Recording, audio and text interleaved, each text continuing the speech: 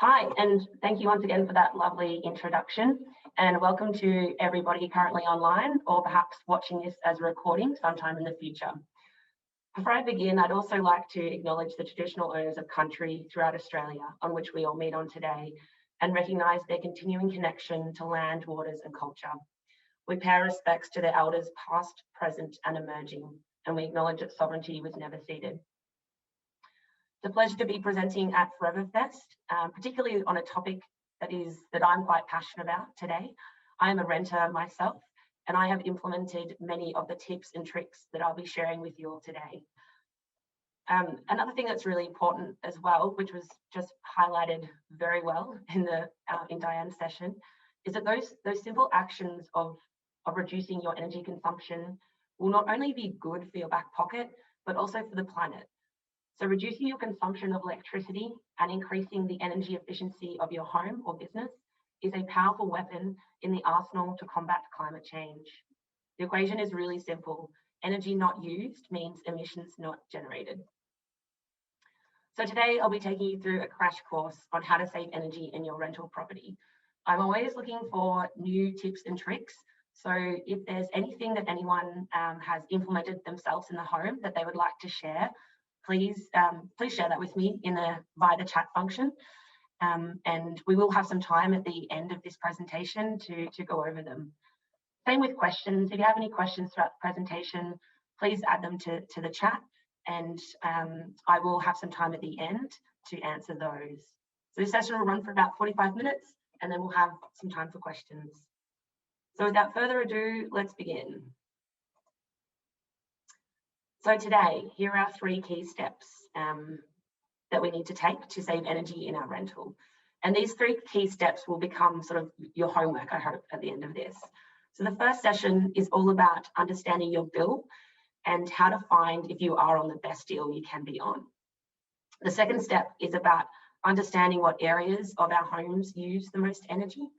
And then I'll share with you some tips around how you get that usage down. And lastly, we'll explore rebates, monitoring. In-home monitoring is becoming quite popular, and some renewable energy options that are for renters. So I'm an energy advisor at the Australian Energy Foundation. You may be wondering who we are. We are a for-purpose organisation that is leading the way to an equitable zero-carbon society. We've been around for more than 20 years. What we do is we partner with local governments and communities to develop and accelerate the pathways to a zero carbon society. And that brings me to step 1, understanding your bill and finding the best energy deal. It's really critical that you start with your bill and understand how much you are using and how much you are being charged as well. So when you first start making an effort to save energy, it's really important to understand your energy bill to see whether the changes that you hopefully do implement are having an impact on your overall energy usage. So typically, I've got an example of a bill on the screen there, and I've just highlighted the things that are quite important on the bill that you should know about. So generally on the front, there'll be an indication of the frequency of your bill. So that's generally sometimes 90 days or 30 days. So it's good to note that one down. Secondly, most bills these days on the front will have a breakdown of your energy usage. They'll give you an average, so they'll normally tell you how many kilowatt hours you're using a day and roughly how much that's costing you. And they will also do a comparison of your consumption versus the whole neighbourhood. So you'll get a really good idea if you're consuming too much or you're doing a great job in the home. On the second side of the bill, you'll find what's called an NMI number. So that's the National Meter Identifier number that is unique to your home. You just need to know that one if you're perhaps logging online to look at your energy consumption, or if you're reviewing your retailer, which I'll go through in just a moment. Other things to be aware of will be supply charges. So there are generally 2 types of charges that you'll see on your bill. So the first will be a property charge, also known as a supply charge. So that's the cost that you are charged for that's the cost that you are charged for the electricity going to your home, plus a little bit of an administration cost and costs associated with reading a meter. So that's generally a fixed daily charge, and it's somewhere between 70 cents and $1.50.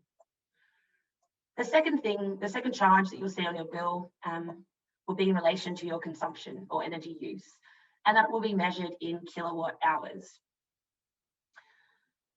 And there's generally, people are charged somewhere between 17 cents per kilowatt hour and 40 cents per kilowatt hour. So that's just a brief rundown of the important things to look at on your bill. Oh, and of course, often if you are eligible for a discount on your bill, you should be able to see that on the second page. So one of the biggest questions I get asked most days is, what tariff is right for me? In general, there are two different charges, and I just wanted to take you through them today. So the first charge is called the single rate. So that is when you are charged the same price at any time of the day for your energy consumption. And that's versus the second option is a time of use rate. So that means that the cost that you pay per hour of the day will vary. So generally, you'll be able to know if you're on that rate if you look at your bill and you see a peak and an off-peak charge. So what that means is that you will be being charged a different rate during peak and then a different rate again during off-peak. So peak time is generally between 7 a.m. and 11 p.m. So you would be charged a little bit higher to consume energy during that time period. For any time outside of that, which is off-peak, so it's 11 p.m. through to 7 a.m., you'll be charged a lower rate for your consumption. Knowing which rate to be on it's really dependent on your unique energy usage, because everyone's homes are different. Everyone uses energy differently. Everyone's home at different times.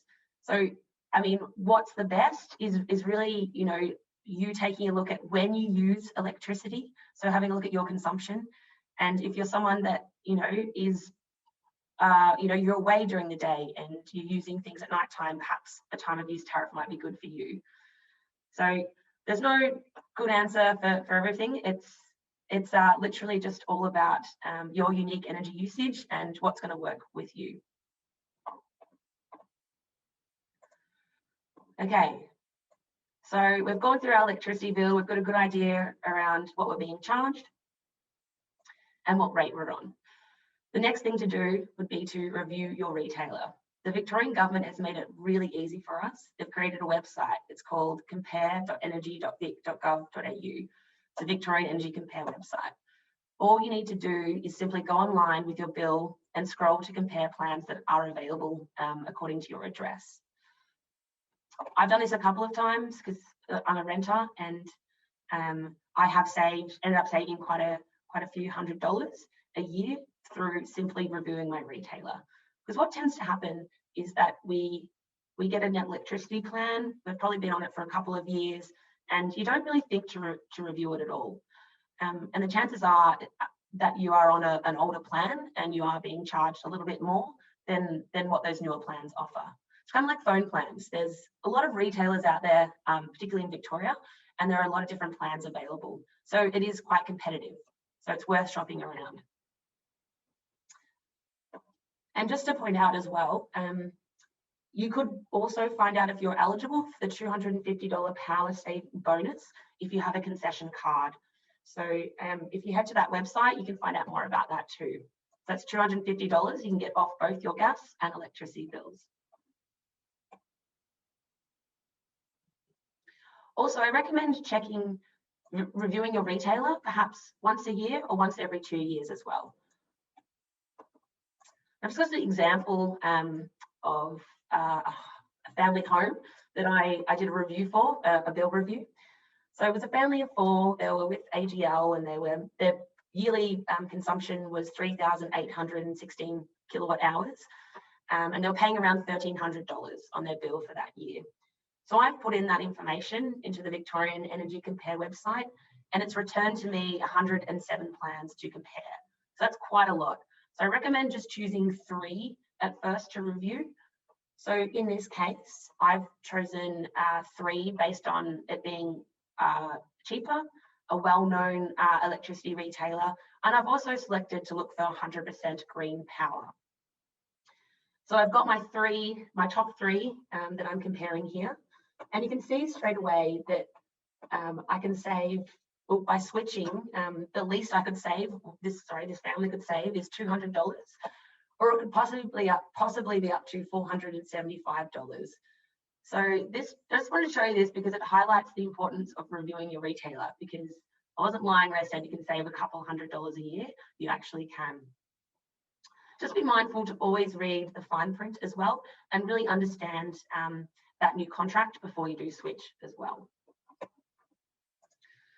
well done, everyone. We've completed step 1, and we're going to move on to step 2, which is reducing your energy use with simple changes. Before I jump straight into that, I want to highlight that there have been some changes in rental laws in Victoria recently. There have been a number of amendments to rental laws, and it's a good idea just to read through them to protect yourself and know your rights as a renter. So the new rental laws are now in effect. So whether you're a renter or a rental provider or a landlord, the new rental rules will create a fairer system for all Victorians. There are a whole suite of changes to the law. If you'd like to find out more, I've put the web address on the screen there for you. I'll also include that in the chat at the end of my session. So very briefly, I've just summarised the changes that are applicable to energy efficiency, and you'll see those on your screen now. So for heating, a fixed heater in the main living area is now required. So fixed heater means not portable. If a fixed heater is not installed, an energy efficient heater with a 2-star minimum must be installed. And that came into effect from the 29th of March this year. And from 2023, an energy efficient fixed heater in the main living area will be required for all rental premises. So rental providers and renters who have existing rental agreements, like myself, that were signed before 29th of March this year will be exempt from these new rental laws until that agreement is terminated and a new one is signed. So that'll mean when my lease has finished, and then when I'm signing onto a new lease, I need to make sure that the heater in my property has a minimum of 2 stars, energy efficiency stars. And if you're it's a little bit complicated, but I'm happy to go over that with anyone if they have any questions at the end, or check out that website as well and go through it again. And there are, just to touch on the other standards that have changed. So ventilation is now required, and it's as per the Building Code of Australia, which is really good. And there will be some hot water installation standards that are being developed in the next year, which is really exciting. So watch this space. The law is getting a lot better for us renters, particularly in the realm of energy efficiency. Okay. When you start making efforts to save energy, it's really important that you first understand what areas of your home generally use the most energy. So on the screen, you'll see that there is a breakdown of energy areas in our homes, and a percentage that is most commonly our bills, we're most commonly charged our bills for in a family home. So you'll see that heating and cooling makes up most of our bills here in Victoria. That's no surprise. We probably are quite familiar with that now that we're approaching winter, as we're switching on the heater. It's a really good idea to be aware of this, particularly going into winter, that, you know, majority of our bills, or the big ticket items on our bills will be heating. And hopefully I'll share some tips with you now on how to reduce that heating that you can implement to avoid bill shock. So in a couple of months' time, when you get your bill after you've been heating, we don't want that. So I'll go through each one of these priority areas now, and I'll let you know some pretty nifty little tips that as a renter you can implement in order to get these high priority areas down. So first will be focusing on heating, and then we'll look at hot water, which is our second big ticket item of energy use in our homes, followed by home appliances, TVs, computers, fridges and freezers, and lighting. Okay, our first priority area is heating. So in general, there are 3 key things we can look at to increase the thermal efficiency of our homes before we even turn the heater on. So I'm going to go through those one by one. The first being draft proofing, the second insulation, and third window coverings. So we can make these 3 things really tight in our homes. We don't need to turn our heaters on as much or for longer. And that translates into reduced costs on your energy bill and reduced footprint as well. The first one is draft proofing, also known as air leaks. So this is one of the most easiest DIY things that you can do in your home as a renter, and it doesn't even have to cost a thing. It's very no cost to low cost draft proofing. So we do see about a 25% heat loss from existing houses during winter, which is attributed to air leaks. So those air leaks or drafts are caused by gaps and cracks, which allow cold air in winter, and also that hot air that you're generating in your room from your heater to seep out. There's some examples of leaks as shown on the screen, or the most common sort of offenders are shown on the screen now. So for example, you might have a large gap underneath your door. You might be able to see daylight underneath the door as well, or around window frames. You might see your curtains or blinds move when it's windy outside, when there's a storm. A really good tip to highlight air leaks would be to hold up a tissue around a fireplace or over floorboards to see if the tissue moves. I've even used an incense stick, so I light the incense, and then I would use it as a magic wand to go around where I think the air leaks are. If I see that smoke being sucked through the crack, then it's most likely there's an air leak there. I recommend doing a complete walkthrough of your home and just checking everything and noting down where you feel those air leaks. You can also, have a wet hand and feel along floorboards or around skirting boards to see if you can feel a draft.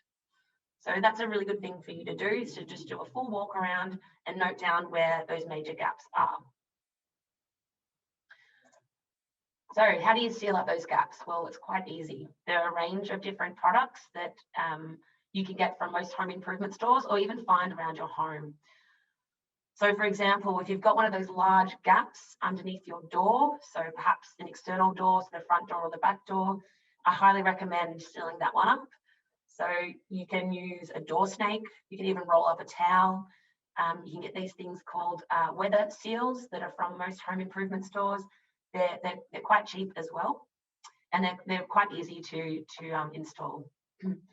There are also quite a few, a wide range of different tapes available, which you can simply put around the frame of your door. So when you close the door, it's sealing and no air can leak in or out. And the same for around your windows as well. Floorboards. So if you've got some gaps between the floorboards or around the skirting board, it's a good idea to fill those up as well. It's going to make your feet feel quite cold and drafty. So there are also a wide range of products available. Gap filler rod, which you can see in the middle there. So that's a foam that you literally just push into gaps and cracks. And then you can use something like No More Gaps to seal over the top. And just make sure that if you are draft proofing in a wet area, you do get a wet area appropriate No More Gaps or solution. You'll find them at most home improvement stores. Another great option would be to just pop down a rug, and that's going to make your feet feel nice and cozy as well. The next, best step to properly draft proof your floorboards would be to consider underfloor insulation, which is not always possible in a rental, but it's good to know that there are these other tips and tricks that you can implement.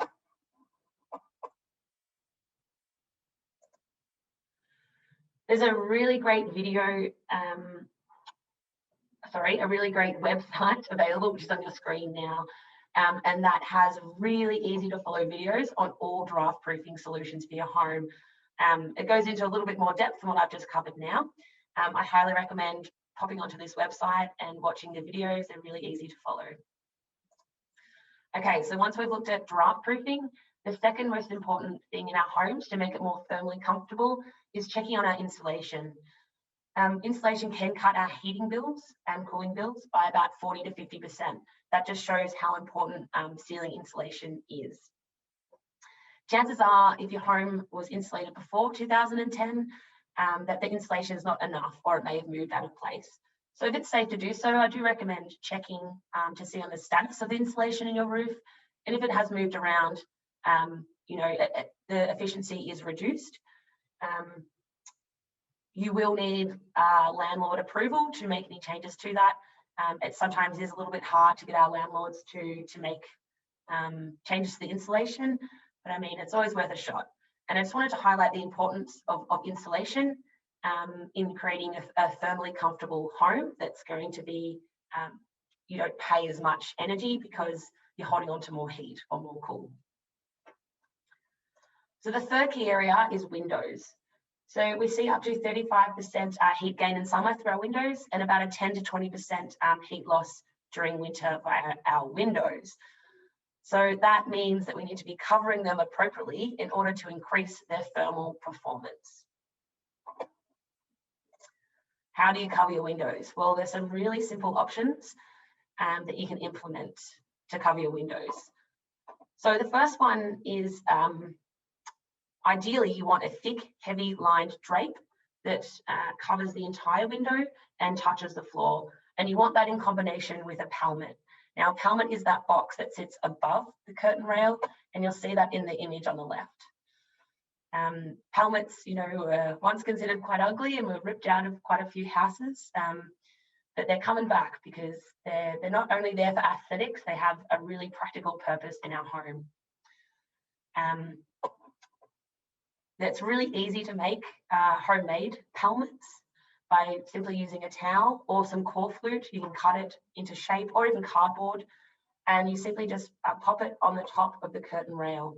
So the reason why you would do this is because when you're heating a room and that hot air wants to rise because it's lighter than cold air, and that warm air will be attracted to a cold surface. So that warm air that's rising, you're heating a room, the warm air is coming in, it's going to be attracted to the cold surface. It's going to be sucked over to the window. It's going to touch the window all the way down. It's cooling down. It's being pushed back into the room. So that creates a bit of a current. And what that means is that if you're heating, you're losing that heat quite quickly via your windows. So that's why you need to implement a pelmet or and a heavy line drape, because it's going to stop that from happening. And it means that you don't have to use your heater for as long. And it's going to translate into lower bills too. I recently moved into a new rental, and they had very thin curtains on the windows, in my bedroom particularly. And I just went on an online marketplace, and I found some secondhand really great curtains, heavy line drapes. And I was able to install them on my window, which was fantastic, and it made such a dramatic difference that it just stays a lot warmer in there for longer. Some other options as well, particularly good if you have, in a laundry or a bathroom, or maybe even in a kitchen where it's quite cold. You can use bubble wrap. So bubble wrap has lots of air pockets, and if you install that on your window on the inside, it effectively mimics the properties of double glazing. So by having that pocket of air, it's going to slow down the transfer of temperature. There's also a wide range of plastic films available that you can retrofit to an existing window. They're a little bit fiddly. However, if you're a bit DIY inclined or like a challenge, I recommend checking it out. That Green It Yourself website I shared with you before has a video that you can use. Instructional video that you can follow along with to do that one yourself at home. So I highly recommend checking that out. Okay, so we've looked at the 3 key components of our homes that are really important to upping thermal efficiency. We've draft proofed, we've checked on the insulation, and we've appropriately covered our windows. So the next step before we turn on the heater is to think about personal heating habits. So there are a variety of really nifty, affordable personal heating habits available on the market these days.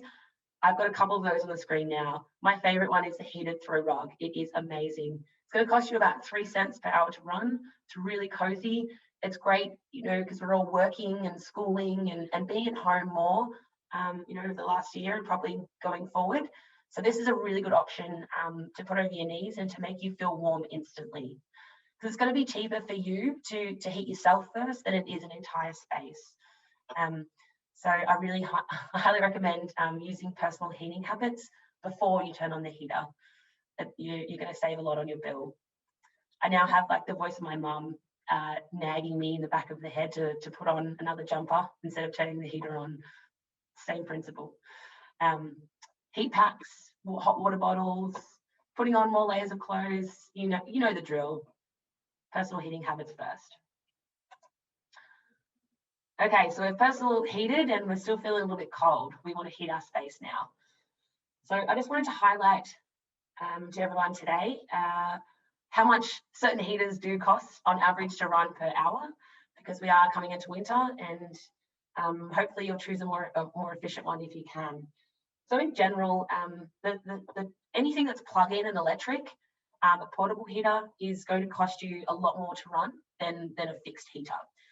So it's a good idea to keep that in mind when you are heating a space. And so for example, a ceramic, and use a heater wisely for a space. Use it for the correct purpose. So for example, the ceramic fan heater, which is the top left, that costs you about 52 cents per hour to run. I wouldn't use that to heat a large room. I would use that to heat a small space for a short period of time, because that little heater is going to take a very long time to heat a space for you, which is going to translate into high bills.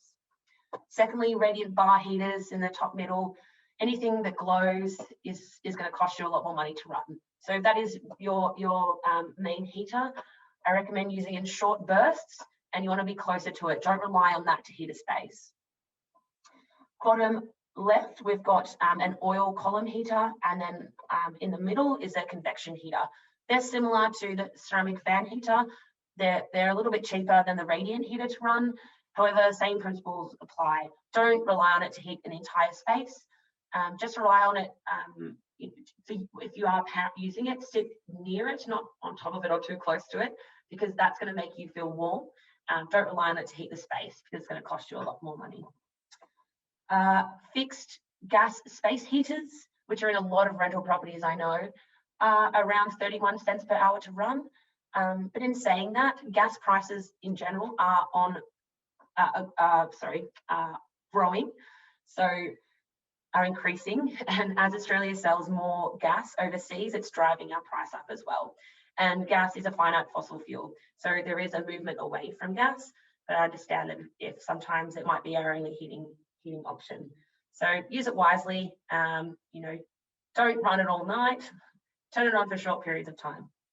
The most efficient space heater will always be a reverse cycle air conditioner, and that's in the bottom right-hand corner. They're around 18 cents per hour to run. That's just due to the technology. Portable air conditioners are a great option for us renters. They can heat a room very quickly. They're very portable. They're more affordable than a split system air conditioner, and they are the most efficient portable system that is on the market. There are some downsides to it. It's about half as efficient as a fixed split system. They can be a little bit noisy, and they do require a vent, so ventilation.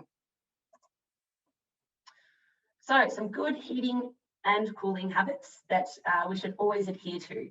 The first one is to only heat or cool the room that you are using. There's no point pumping out hot or cold air to the whole house if you're not actually using it. So just heat or cool the room you are using. Another one is to set your heater to somewhere between 18 and 20 degrees.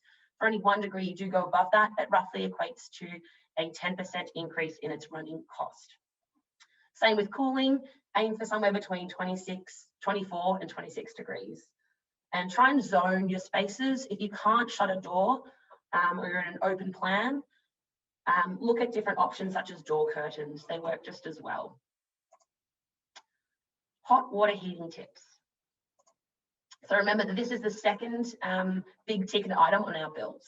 So some really simple tips to get our usage down would be to take a shorter shower. So aim for 4 minutes. Upgrade to a water efficient shower head if you haven't already. Utilize the cold wash setting on your washing machine, and install a shower dome if you can. I'm actually in the process of making a shower dome DIY at home using some old Perspex. It's a great idea because you're gonna use less hot water because you're gonna feel warm and cozy with that cap over your shower. And another reminder, coming into winter, this is when we use most of our hot water. And in general, we use about 70% of our hot water in the shower. So I implore you to reduce it to 4 minutes. Our third key priority area are appliances, so TVs, PCs, etc. The most important advice I can give to you is to turn it off if you're not using it. If you like having background noise, consider turning on a radio instead. Turn it off at the wall as well, and that just ensures that you are eliminating any standby power. And also adjust the brightness on your TV or your computer and see if it has an energy saving function. It would be a good idea to utilize that one. Lighting. So if you haven't already, I highly recommend upgrading to LEDs. They are the most efficient light bulb on the market. It's crazy. We've seen quite a journey with lights in recent times. So if you have any of these older looking light bulbs, such as incandescents, halogens, or that compact fluorescent, upgrade to LEDs as soon as you can. They are much more efficient.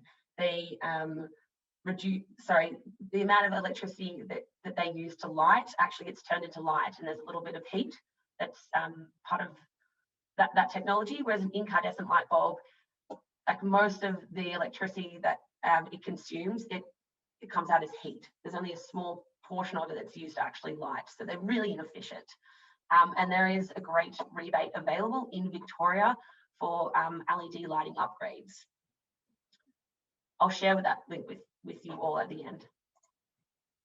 Okay, we've reached our third and final step, which is to explore our renewable energy options.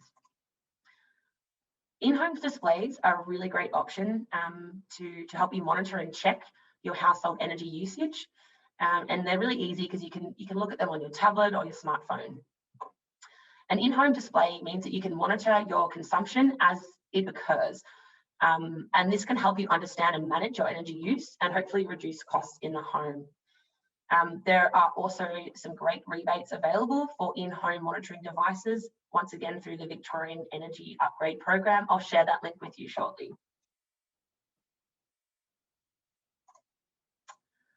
Green power.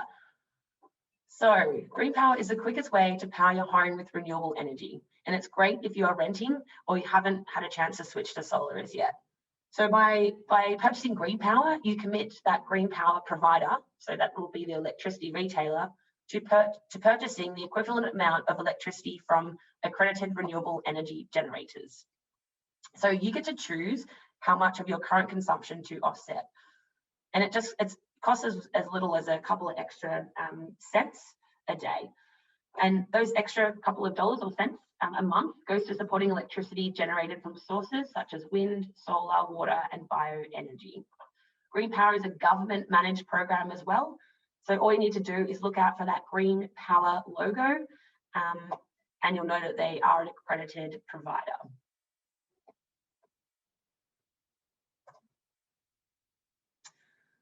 Just a little bit on solar. I just wanted to highlight this because there are rebates available for landlords and renters to uptake solar PV through the Solar Victoria website. So how does solar work? Solar works by, you need panels on your roof, and when the sun is shining, the UV light from the sun hits those panels, and the panels then produce electricity, and that's in the form of DC power. So that DC power travels to this thing called an inverter, which is number 3 on your screen there. That inverter is really important because it converts that DC power to AC power. And that AC power is what powers all the appliances in our homes.